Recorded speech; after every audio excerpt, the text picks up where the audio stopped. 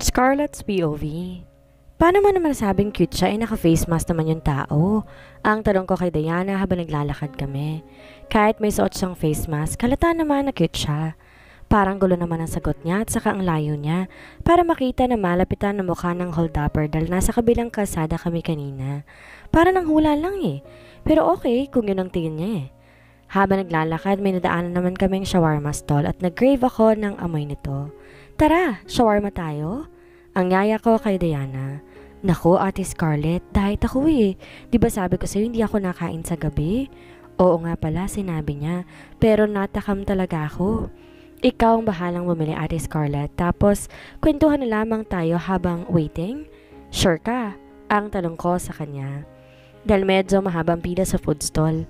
Oo naman, di ba? Roomie na tayo? Ginamit niya yung linya ko. O edi, okay ulit? Pumila na kami at nagkwento siya tungkol sa pharmaceutical company kung saan siya magtatrabaho. Ayos. Makakakuha ko ng tips at siyang gagamitin ko as reference. Nang bigla na naman may tumikim sa likuran ko at nang makita ko kung sino ay, shit naman talaga oh. Kanina hold-upper tas eto naman ngayon. Akalain mo makikita ko pa ang kumag na to? Sabi na eh, ikaw yan. Kamusta na? I tried to contact you several times pero hindi kita makontak. Sa isip-isip ko, hindi mo talaga ako makokontak dahil fake number lang naman ang binibigay ko sa'yo. Okay naman ako, Roger, about sa hindi mo ako makontak. Di naman ako nagpalit ng number Ang maang-maangan kong sabi. Roger, paano nga pala kami nagkakilala?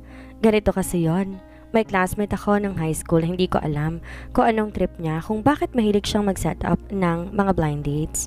To cut the story short, nag-date kami one time ni Roger pero aksidente lang, as in, hindi ko alam na sinet up na pala ako for a date. Supposed to be kaming dalawa ng classmate kong magkikita and then, pagdating ko sa restaurant, si Roger ang naabutan ko. Sinabi naman ni Roger, supposed to be yung classmate ko rin ang kikitain niya.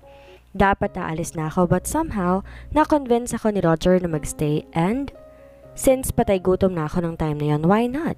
Lalo pa nung sinabi niyang siya ang magbabayad. Flashback, date scene. Are you single? Shit! Muntik na ako mabulunan sa pastang inunguya ko dahil sa tanong niya. Talaga bang kailangan pa niyang itanong yon? Para may pagkaengot siya eh. Sa tingin ba niya isa-set up kaming dalawa ni Irene for a date kung isa sa amin in a relationship? Sige, ganito na lang. Sagutin ko na lang tanong niya ng matalinhaga. I'm not single, I'm autonomous. Ang sagot ko sa tanong niya at pinagpatuloy ko ang mga binitawan kong salita. Contradicting kasi ang ibig sabihin. Sinabi kong hindi ako single pero malaya at di magpapa-impluensya sa iba. Nilabas niya ang kanyang cellphone. Mukhang nag-google pa ata. Tinago niyang muli ang kanyang cellphone at muling nagsalita. So, magbibiro ka pala? He said while smiling. Parang hindi naman. Hindi na nga natawa. Bagal mo makagets Kailangan mo pa mag-search para mag-gets ang sinabi mo? So Scarlett, can I call you Scarlett? Okay, hindi naman halatang pinag-uusapan nila ako ng classmate ko na si Irene. Dahil alam niya ang nickname ko. Tumango na lamang ako kahit ang totoo. Parang naiirita na ako sa iniimik niya. Nagkwento siya ng tungkol sa kanya, isa raw siyang team leader sa call center. And then after niyang sabihin ng work niya, ako naman ang tinanong niya anong work ko. Wala ako ibang maisip na dahilan ng time na yon, kaya ang sinagot ko sa kanya ay, sa ngayon wala pa, naghahanap pa lang. Di ko naman kasi pwedeng sabihin na secret agent ako, di ba? Nang bigla namang may dumaan sa table namin ng sexy na babae, nakasuot na maiksing short, nakita na ang kuyukot, na sinundan naman niya ng tingin. Habang nagsasalita ako, seryoso ba siya? Naawa niyang sinundan ng tingin ang babaeng sexy habang kausap niya pa ako. Ano nga sabi mo? Ang tanong niya nang muli, humarap sa akin. Ayos, din to si Roger eh. Kaya naman pala parang di ko siya bet sa una pa lamang. Kung sa looks may ibubuga si Roger, kung kapugian ang pag-uusapan, pogi naman talaga siya at isa pa nakakaya naman siyang awayin dahil kakilala siya ng classmate kong si Irene. Ang sabi ko, naghahanap pa lang ako. At inulit ko patuloy ang sinabi ko kanina. Di niya kasi narinig dahil busy ang mata niya kakatingin sa legs ng sexing babae kanina at nairita ako. Nairita ako dahil ang bastos niya. Unang date pa lang may ginawa na anong akala niya, di ko mapapansin. So agad ako nag-decide na hindi na dapat itong masundan pa. Gusto mo ba sa company namin? I-recommend kita. At ngayon na may bigla-bigla siya naging recruiter. Umiling-iling ako at sinabing, ayoko ng call center, bobo ko sa English. Madali lang, gusto mo sumama ka sa akin sa place ko after natin kumain? Tuturuan kita ng mga isasagot. Shit, style niya bulok. Balak pa akong utakan pero sorry, hindi ko siya bet. Nakakawalang gana lang, asal na pinapakita niya. Nagdahilan na lang ako na may kailangan akong puntahan after dinner namin kahit wala naman talaga. At nang matapos, expected ko namang hihingin niya ang cellphone number ko. Kung tatanggi ako, baka humaba pa ang usapan. Mukhang magaling pa naman siyang mambola kaya't kinuha ko ng cellphone niya at ako na mismo nag-type ng fake number ko. Present. Okay lang, baka namali lang siguro ng type. Sobrang nagmamadali ka kasi noon after mo matype ang number mo sa cellphone ko. Ang bilis mong nawala. Ang sabi niya, ano bang order nyo? Ako nang bahala. Ang alok niya. Oh my God, Diana! Napatay mo ba yung gas stove? Nagpakulo ka ng tubig sa takore kanina, hindi ba? Napakunot ng noo si Diana sa sinabi ko at tinignan ko siya sa mata na para bang sinasenyasan ko siyang sakyan lang niya ako kung ano man sinasabi ko at bigla naman siyang tumango. Hala, hindi ko maalala, Ate Scarlett? At sinakyan nga niya ang trip ko with matching drama pa. Naku, umuwi na tayo, kailangan natin mo-check. Naku, pasensya ka na Roger ha, emergency lang. At sa isang iglap, nakalayo na kami sa food stall. Nakaka-bad trip lang dahil hindi ako nakabili ng shawarma pero ayos ang at least nakaiwas ako kay Roger. Nathan's POV. Gabi na magising ako. Napahaba ng husto ang tulog ko. Agad ko naman chinek ang aking cellphone kung may message ba si Scarlett pero wala. Di niya na sinagot ang huling text message ko sa kanya. Baka nakatulog na. Nagulo yung sked ko. Tulog ko Pero okay lang, nakabawi naman ako ng tulog at lakas loob na lumabas ako. Ang bilin ko pa naman sa kanilang dalawa, magligpit bago sila umalis. Time game controller lang atang niligpit pero yung mga pinagkainan nila at pinag-inuman nilang basoy nandito pa sa coffee table. Agad kong niligpit ang mga yon at ang sakit sa mata ng mga kalat nila. Talagang dapat lang na wag pumunta dito ang dalawang gago na yon. Wala naman silang ginawa kung di ang mang-asar. After maligpit ko ang kalat nila, nag-decide na ako magluto para makapag-dinner na. Marunong naman ako ng basic household chores dahil tinuruan ako ni Mama. Actually, lahat kami magkakapatid, tinuruan niya na nasa Amerika kami. Pagkatapos kong kumain, naligo na ako para tuloy-tuloy ang gagawin ko. Nakaupo na ako sa working table ko dito sa loob ng room ko at agad ako nag-follow up sa dalawa. Kung kamusta na mga ongoing status ng mga app projects na hinahandle nila. Nakapag-set din naman sila ng progress report at nang binabasa ko, okay naman. Umuusal at mukhang mas matatapos na maaga kaysa original deadline ng mga hinahandle nilang projects. After ko ma-check ang gawa ni Steven at Angelo, nag-focus ako sa presentation na ginawa ko. Pinag-aaralan ko kung may kailangan ba akong baguhin or what dahil naka 3% na kami sa magkakaibang investment company pero ni isa'y walang naghintay ng feedback. Medyo na-stress ako, kailangan ko ng pampagana. Kinuha ko ang cellphone ko at tinext ko si Scarlett. Nathan, gising ka na? Last text kasi namin kanina ang sabi niya matutulog siya. Sana lang gising. Scarlett, bad trip ako? Napakunot ako ng noo sa nireply niya. Huwag niyang sabihin kaya siya na bad trip dahil tinext ko siya. Ano kayang ma-reply sa kanya? Pero bagong lahat, paltan ko muna ang name niya dito sa cellphone ko at masyado namang formal ang pagkakalagay ng pangalan niya. Inedit ko muna ang name niya sa contact list ko tapos muli kong binalikan ang message niya. My future, bad trip ako. Talungin ko na lang siya kung bakit kasi naman manghula ko, no? Nag-type ako ng reply. Nathan, bakit naman? My future. Kasi di ako nakabili ng shawarma. What? Na-curious ako kung ano ba ang sinasabi niya. Gusto ko malaman ng buong detalye. Nathan, what happened? My future. Naubusan na. Kala ko naman kung ano na. Nabigla naman ako may naisip. Nathan, gusto mo ba dalhan kita? Malay mo makalusot, gutom siya Willing ako maghanap ngayong gabi para dalhin lang sa bahay niya. Nakatingin ako sa cellphone, inaabangan ang reply niya na medyo natagalan ngayon. My future. Di siya naniniwala at tinatawanan lang ako, kaya muli ako nag-type ng message.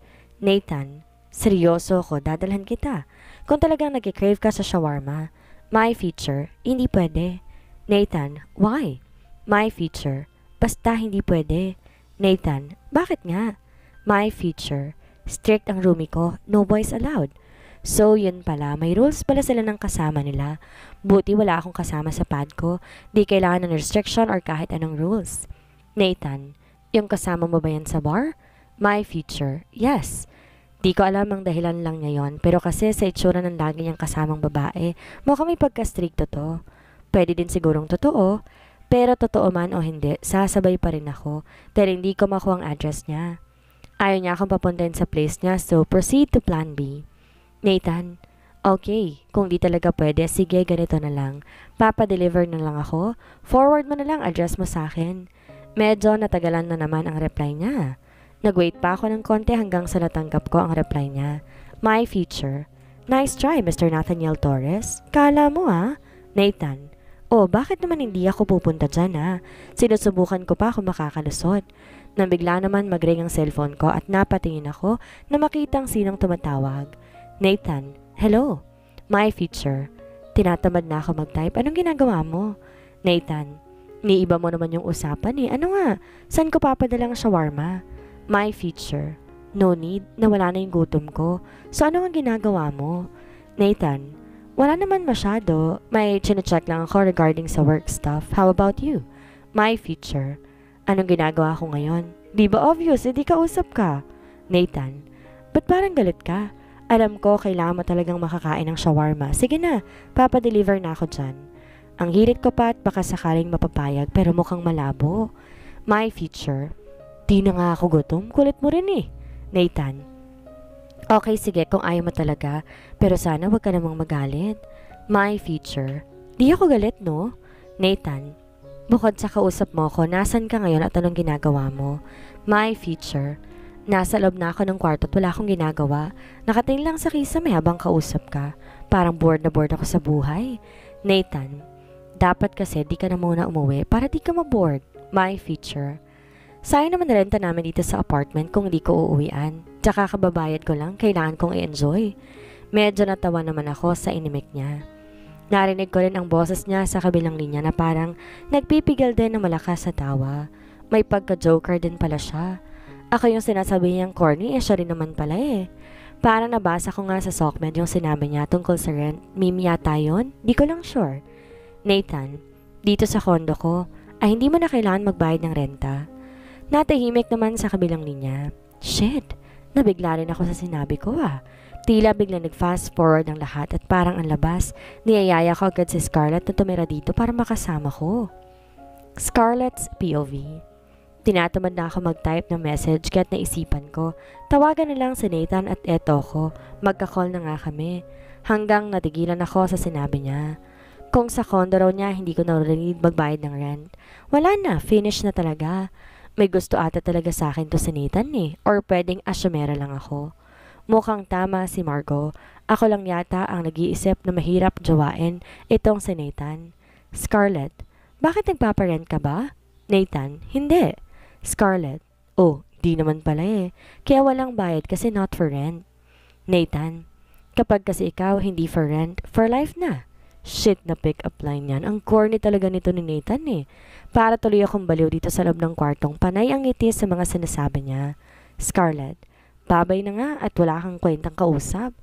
Kahit sa totoo mula umpisa, wala naman talagang kwentang pinag-uusapan namin. Nathan, grabe ka naman. Wait lang, bakit nagbababay ka na? Sabi mo wala ka namang ginagawa. Gusto ko nang matulog Nathan, natulog naman tayo kanina. Ano naman kung natulog kami kanina? Nangangialam? Nang may maisip ako. Scarlett, need ko bumangon na maaga may meeting ako. Naisipan kong umpisa na ang aking mga kasinungalingan.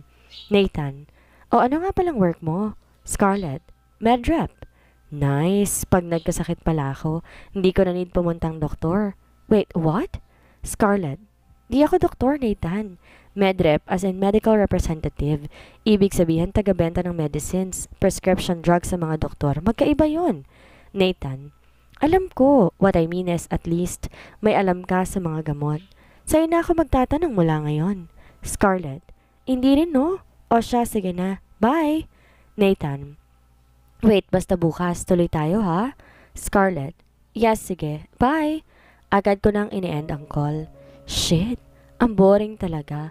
Ang totoo, hindi pa ako inaantok.